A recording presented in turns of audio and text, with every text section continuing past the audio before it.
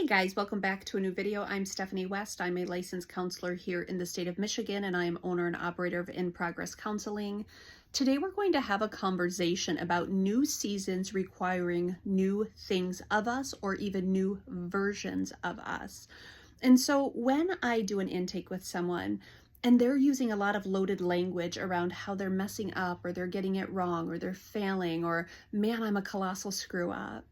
Typically, we will take the last several years of their life and we will look at some of the changes that have happened. And we're talking about, new careers and new positions. We're talking about leaving college and entering the workforce. We're talking about significant losses and ruptures. We'll talk about adding kids to the family or starting a family for the first time. And so this loaded language around just colossally messing up and not getting it correct, it's like, hey, new seasons require new versions of you. And so you haven't updated the map yet. You haven't decided what new pieces have to come off the plate as these other new things have come on the plate. You haven't updated what are my limits, what's my threshold, what's my preferences within this season. And so a client will come in and we will look at, hey, what's your sleep schedule? Is it commiserate with this new season? What's the time you spend with your significant other? Is it commiserate with this season? What's the time you're spending on recreation? Is it commiserate with this season? We look at actual needs. You need connection, you need sleep, you need joy and frivolous and recreation. But new seasons mean recalibration. It means figuring out, what does it look like in this new season that I'm in?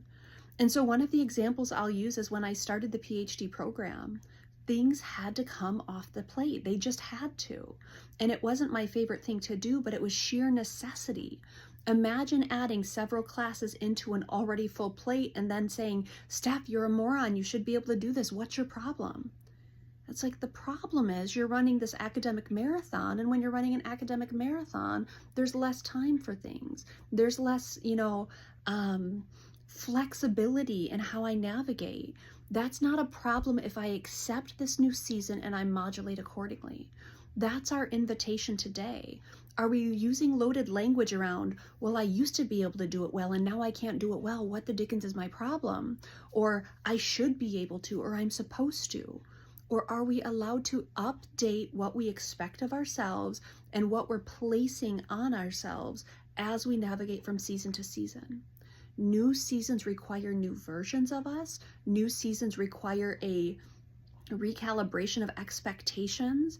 New seasons require new conversations about limits and boundaries and what I have to give and what I may or may not be able to continue contributing. Those are important. And the beautiful thing is, I have people entering seasons of new freedoms, seasons of retirement, or they finish school and so there's less on their plate. And now they get to pick up more things that are exciting. And sometimes they come in and they're like, okay, I don't know what to do. There's not enough things. There's not enough expectation. There's not enough that I'm supposed to be doing. And they have to adjust too. They get to recalibrate and they have to decide what else can come on and what does that look like. And now the sleep schedule and now the connection. We need to recalibrate season by season. That's our invitation today. If you haven't recalibrated yet, it's not like you're this colossal mess up that's not getting it right. It's, hey, we probably need to tweak some of the habits that are there and find ones that are appropriate for the season that I'm in. It's often what wisdom entails, looking at, where am I at, what's new, what comes on, what gets offloaded, and can I be okay that seasonal limits show up?